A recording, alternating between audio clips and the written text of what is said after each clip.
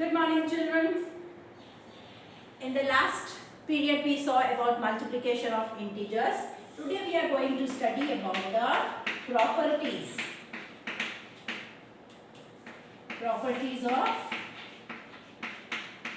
multiplication of integers. Okay. Now we have already studied properties for addition. Okay. Can anybody recollect what we have studied as properties for addition? Yes, there is the closure property, then commutative property, then associative property, right? So these are the properties for addition. Same is applying over here. So but instead of addition, we have multiplication. So the first property is the closure property. Closure property means if you multiply any two integers, right? If you multiply any two integers, suppose a and b, the answer that you get is also an integer. That is the closure property, that any two integers, if you multiply them and whatever answer you get, that is also an integer, right? So that is closure property. Second is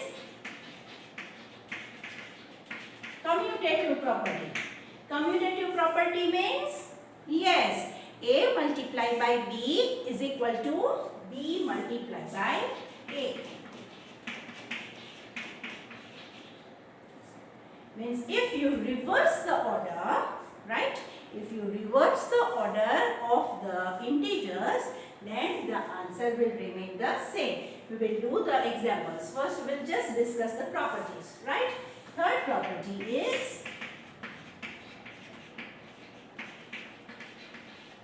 associative property. Associative property says that grouping.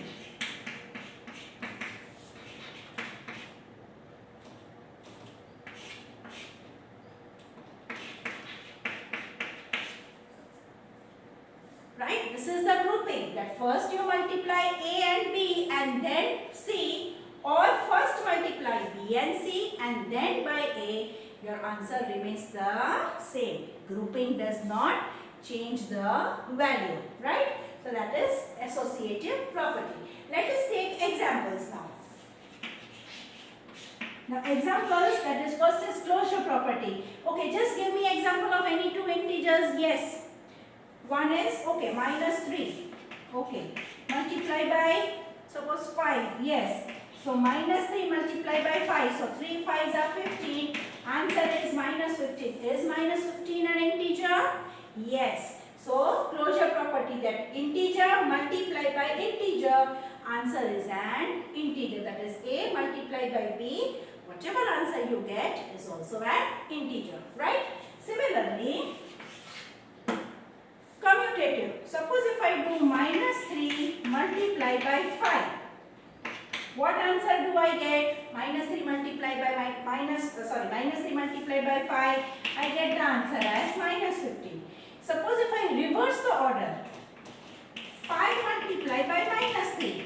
I am again going to get the same answer. Is that clear? Fine. So reversing the order, again the answer remains the same. Similarly, for associative property, suppose if I do 2 multiplied by 3 multiplied by 4. So what answer I will get? 2 multiplied by 3 4s are 12. That is equal to 24. Okay. Suppose if I take 2 multiplied by 3 first and then 4. So 2 3s are 6. 6 4s are 24.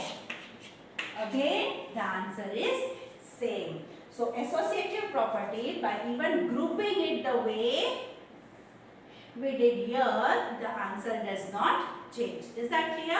Okay. So the first property is closure property, second is commutative, and third property is associative property. Okay.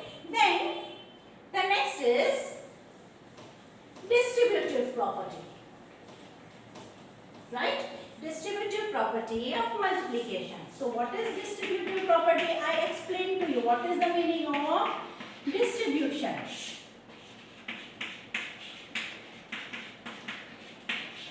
Distributive property over addition. So 2 multiplied by 3 plus 5.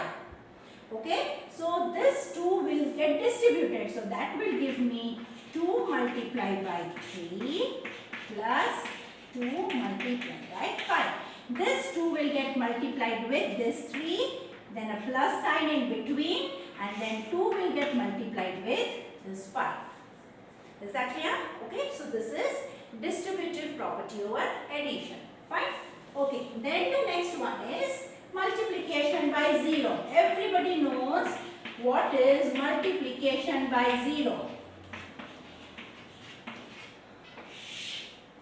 Multiplication by 0 means answer is going to remain 0. So, any integer multiplied by 0, the answer is always 0. That you have to always remember.